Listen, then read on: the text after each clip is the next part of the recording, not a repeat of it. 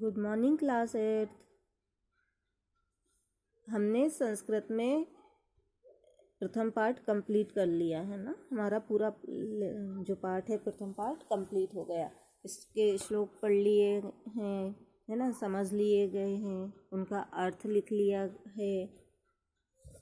अर्थ के बाद उसमें जो भी अभ्यास प्रश्न दिए गए हैं वो भी हमने सब कर लिए गए हैं, ये सब ठीक है। तो हमारा प्रथम पाठ जो है वो पूरा हो गया है। अब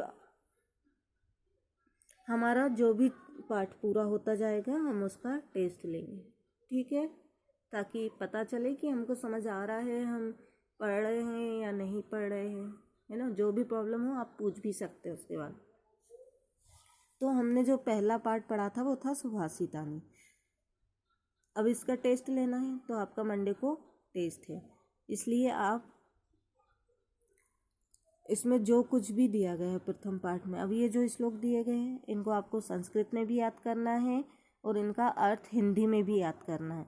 मैं आपको संस्कृत में लिखने के लिए भी दे सकती हूँ कि आप ये श्लोक संस्कृत में लिखिए, या मैं आपको ये भी दे सकती हूँ कि इनका इस श्लोक का अर्थ हिंदी में लिखिए, ठीक है। इसलिए आपको पूरा याद होना चाहिए, संस्कृत में भी और हिंदी में भी। आया समझ? आपको ये श्लोक जो दिए गए हैं इनको संस्कृत में भी याद करना है और हिंदी अर्थ भी याद करना है। तो पहला है गुणे गुणेषु गुणा भवन्ति ते निर्गुणं प्राप्य भवन्ति दोषः सुस्वादुतोः प्रभवन्ति नद्या समुद्रमसाद्य भवन्त्यः। मतलब जो गुण है, गुण गुणी जनों में गुण ही बने रहते हैं, गुण गुणी जनों में गुण ही बने रहते हैं, लेकिन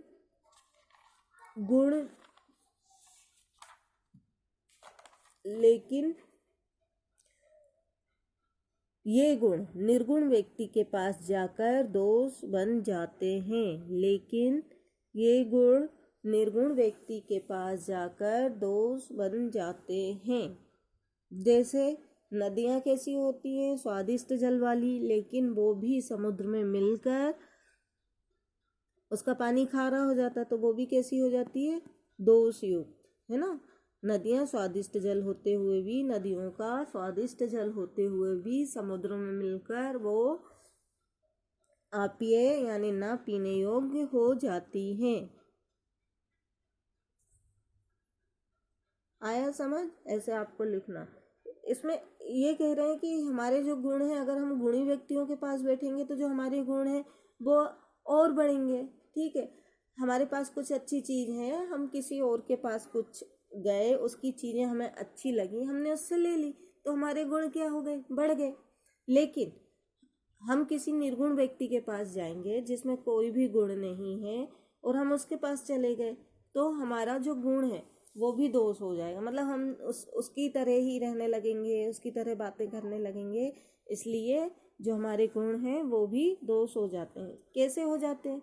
जैसे नदियाँ तो जल अच्छे जल वाली होती है, मीठे जल वाली होती हैं, उनका पानी हम पीते हैं, लेकिन समुद्र में जब वो मिल जाती हैं तो क्या हम समुद्र का पानी पी सकते हैं, या समुद्र को उसमें छांट सकते हैं कि भाई ये नदी का पानी हमें अलग करके पी लें? नहीं, वो उसमें मिल जाते हैं, इसलिए जो नदी है उसका जल अपेय हो जाता है। ऐसे आपको याद करना है। और इनका संस्कृत अर्थ भी संस्कृत में भी पूछा जा सकता है और इसका हिंदी अर्थ भी पूछा जा सकता है, इसलिए ध्यान से सुनो, ध्यान से याद करो और गलत नहीं लिखना है किसी को भी। लिख लिख कर याद करो, बार बार लिखो, तभी आपको अच्छे से याद होगा। अगर आपने बिना लिखे पहले ही लिखने की कोशिश की तो आप गलत लिखोगे। इसलिए जब भी आप याद करने के लिए बैठे, कॉपी और पेन साथ में लें, जो याद कर रहे हो उसको लिखते जाओ, लिख लिख कर याद करो, तो आपका गलत नहीं होगा। फिर दूसरा है साहित्य संगीत कला विहीन साक्षात पशु। साहित्य संगीत कला विहीन साक्षात पशु।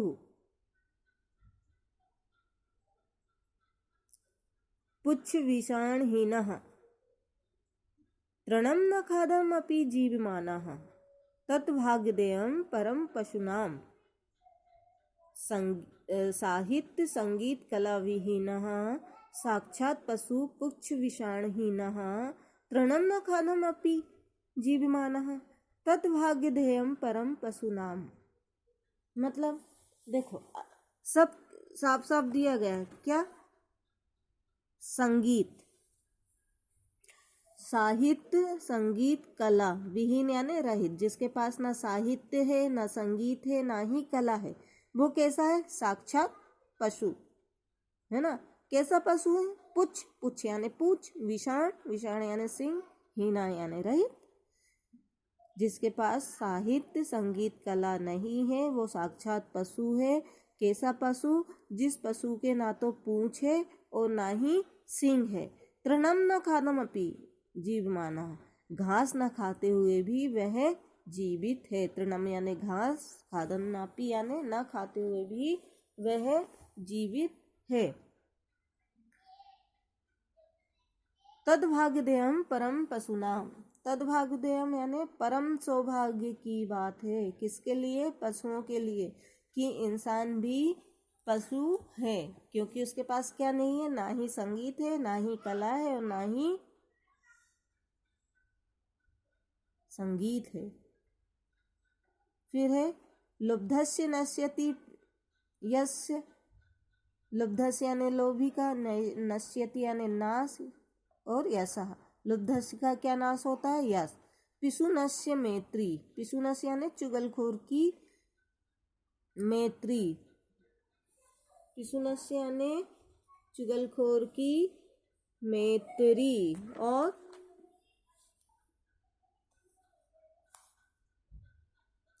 नष्ट, नष्ट क्रियस्य, नष्ट क्रियस्य यानी निकम्मे का कुल, नष्ट क्रियस्य यानी निकम्मा, निकम्मे का कुल, धर्मस्य धर्मः, तो निकट जो निकम्मा होता है उसका उसके कुल का नाश। अर्थपरक यानी स्वार्थी का धर्म। विद्या फलम वैशिना, स्वार्थी का धर्म और वैश्यन की विद्या का फल। कृपणस्य सौख्यम, कृपणस्य यानी कंजूस, सौख्यम यानी सुख, कंजूस का सुख। राज्य प्रमथ सचिवस्य, राज्य प्रमथ सचिवस्य यानी राज्य का जो मंत्री होता है, नराधिपस यानी उस राजा का राज्य क्या हो जाते हैं? नष्ट हो जाते हैं। लोभी का नाश, लोभी का यश नाश हो जाता है, यश का नाश हो जाता है। पिशुनस्य जो चुगलखोर है उनकी मैत्री का नाश हो जाता है ना। निकम्मे का कुल के नाश हो जाता है, जो अर्थ परक हैं, जो स्वार्थी हैं, उनका धर्म का नाश हो जाता है। जो वैसीन है, जो घूमने फिरने वाले हैं, उनके विद्या का नाश हो जाता है ना। कंजूस का सुख नाश हो जाता है। राज्य में अगर ऐसा मंत्री रख लिया कि जो हमेशा अपने में ही मस्त रहता है, राज्य की चिंता ही नहीं करता, तो उस राजा का राज्य नष्ट हो जाता है। पित्वा रसम तु कटुम मधुरम समानम माधुर्यमेव जन्येव मधुमक्षिकासौ संत स्थे समसज्जनन दुर्जनानाम श्रुत्वा वचा मधुसुक्तम रसम सृजन्ति। पित्वा रसम यानी रस पीकर, कटु मधुरम समान, कटु रस को पीकर भी वो मधुमक्खी, कटु रस को पीकर भी यानी कड़वे रस को पीकर भी जो मधुमक्खी है वो मधुर के समान क्या देती है हमको? शहद देती है, मधुर के समान शहद देती है। ऐसे ही संत लोग हैं जो दुर्जन लोगों के कटु वचन सुनकर भी क्या देते हैं? क्या बोलते हैं? हमेशा मधुर सुक्त रसम सृजंती, हमेशा मधुर ही बोलते हैं, हमेशा अच्छी बातें ही बोलते हैं। महता नाम प्रकृति से वर्धिता नाम परे अपि न जहाति निजम भावम संख्यासु लका कृति। महता नाम प्रकृति यानी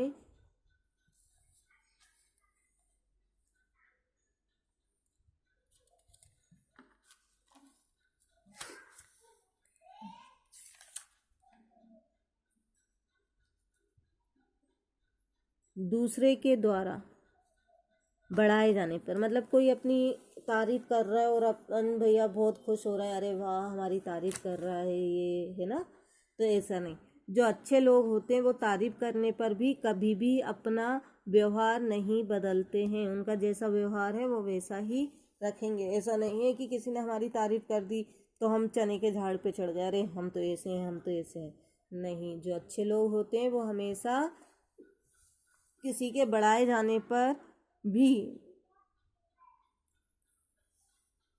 महापुरुषों का स्वभाव उसी तरह नहीं बदलता जैसे संख्याओं में 9 का अंक अपना स्वभाव या आकार कभी नहीं बदलता। ठीक है, कभी भी कोई हमारी तारीफ करे या हमको बढ़ाए, है ना, तो उस पर कभी भी हमको अपना व्यवहार नहीं बदलना चाहिए। महापुरुष ऐसे ही होते हैं। स्त्रियां रोचमनायां सर्व तत् रोचते कुलम तस्य तरोच मानायाम सर्वमेव न रोच्यते। स्त्रियां रोच्यते यानी स्त्रियों के अच्छा लगने पर या लक्ष्मी के अच्छा लगने पर। लक्ष्मी के अच्छे लगने पर क्या मतलब, यानी हमारे पास पैसा है, सब कुछ है ना, कोई कमी नहीं है, तो हमको कैसा पूरा परिवार कैसा लगेगा, पूरा कुल कैसा लगेगा, बहुत अच्छा लगेगा। हमारे घर में धन धान की कमी नहीं है, पैसे की कमी नहीं है, तो हमको पूरा कुल अच्छा लगेगा। यानी स्त्रियां यानी लक्ष्मी के होने अच्छा लगने पर पूरा कुल अच्छा लगता है। लेकिन लक्ष्मी के अच्छा न लगने पर, लक्ष्मी के अच्छा न लगने पर क्या होता है, पूरा कुछ भी अच्छा नहीं लगता। अगर हमारे पास पैसे नहीं है, खाने के लिए धन नहीं, खाने के लिए अन्न नहीं है, पीने के लिए पानी नहीं है, तो हमको क्या कुछ अच्छा लगेगा, नहीं। तो इसलिए कहा गया है लक्ष्मी के भरपूर होने पर हमें पूरा कुल अच्छा लगता है, और लक्ष्मी के अच्छे न होने पर हमें कुछ भी अच्छा नहीं लगता। इसके बाद यहाँ पर ये आप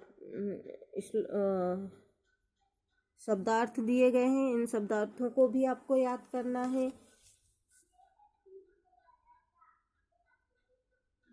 ये जो अभ्यास प्रश्न दिए गए हैं, समुद्र असाध्य भवंत प्याह फिरखावाला में श्रुत्वा वचः मधु सुक्तम रसम फिरगावाला तद्भागधेयम परम पशूनाम विद्याफलम वैशिना कृपणस्य सौख्यम स्त्रियां रोच्यनाम सर्व तद रोचते कुलम।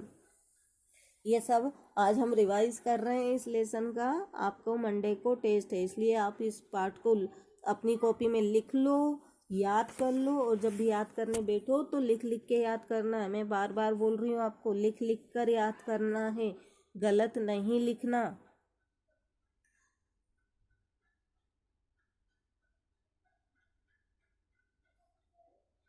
और कॉपी कंप्लीट हुई है आप लोगों की या नहीं, ये भी देखना है। इसलिए आपको अपनी कॉपी की पिक भेजनी है, कल आपको अपनी कॉपी की पिक भेजनी है।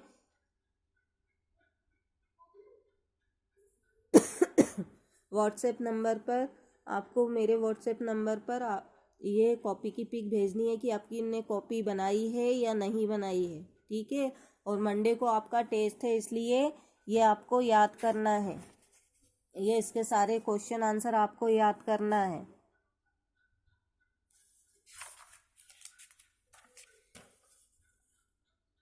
तीसरा देखो, प्रश्न नाम उत्तराणी एक पदेन लिखत। इन प्रश्नों के उत्तर एक पद में लिखना है। वैशिनः किम नश्यति, वैशिनः का क्या नष्ट हो जाता है, तो उसका विद्याफलम, किम की जगह आ जाएगा विद्याफलम।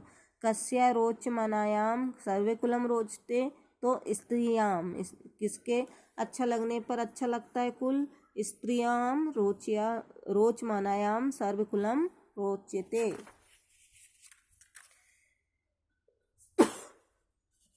फिर गा वाला देखो, कस्य यश नश्यति, किसका यश नाश होता है, तो लुब्धस्य यशः नश्यति, लुब्धस्य का यश नाश होता है। घा वाला देखो, मधुमक्षी का किम जन्यति, तो चतुर्थे पित्वा सृजन्ति इति। मधुर सुक्तम रसम के सृजन्ति, मधुर सुक्त कौन बोलता है, तो संत। मधुर सूक्तम संतः सृजन्ति।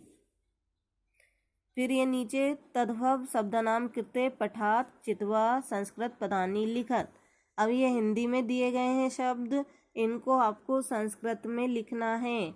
मैं फर्स्ट जो प्रथम पाठ है इसमें से कुछ भी दे दूंगी, कुछ भी पूछ लूंगी, इसलिए आपको पूरा पाठ याद करना है, पूरा पाठ कॉपी में लिखना है।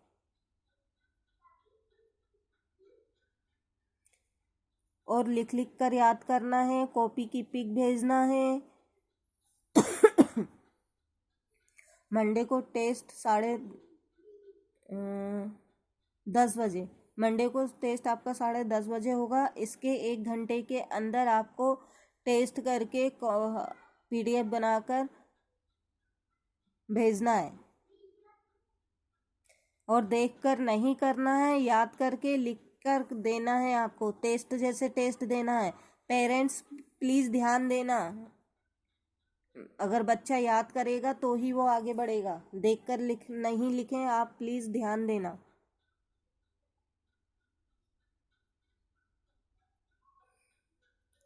फिर है प्रश्न नंबर 5, लिखितेषु वाक्येषु कृतपदम क्रियापदम च चित्वा लिखत।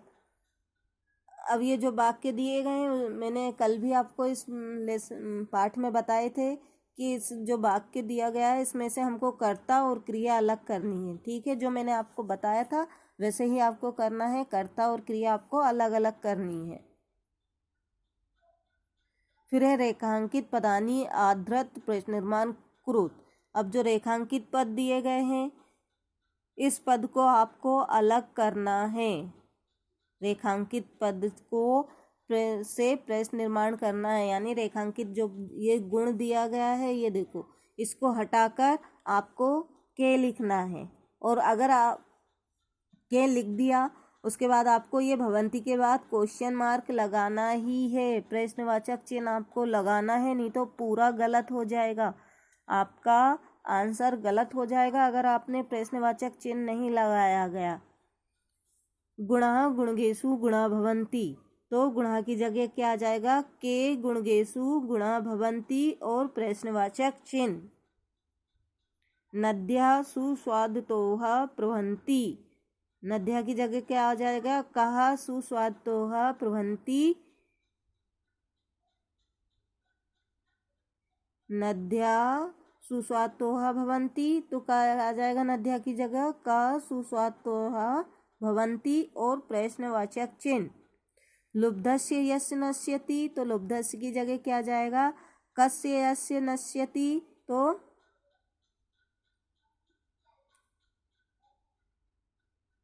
इसके बाद आ जाएगा क्वेश्चन मार्क या प्रश्नवाचक चिन्ह। मधुमक्षिका माधुर्यमेव जनयति, तो मधुमक्षिका की जगह क्या आ जाएगा, का माधुर्यमेव जनयति और प्रश्नवाचक चिन्ह। महतां प्रकृति सुस्थिरा भवति, महतां का प्रकृति स्थिता भवति, है ना, ये आया समझ। महतां प्रकृति सुस्थिरा भवति, तो महतां प्रकृति की जगह आ जाएगा का सुस्थिरा भवति और प्रश्नवाचक चिन्ह। ये दिए गए हैं उदाहरण अनुसार पदानी पृथक कुरुत।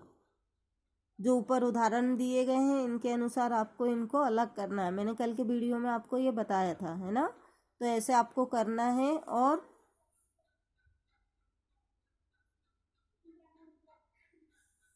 लिखना है। ठीक है, मंडे को आपका टेस्ट है, टेस्ट देना है। 1 घंटे के क्वेश्चन पेपर मिलने के 1 घंटे बाद आपको टेस्ट लिखकर PDF बनाकर भेजना है। चलिए ठीक, आज की क्लास यहीं समाप्त होती है। Bye bye.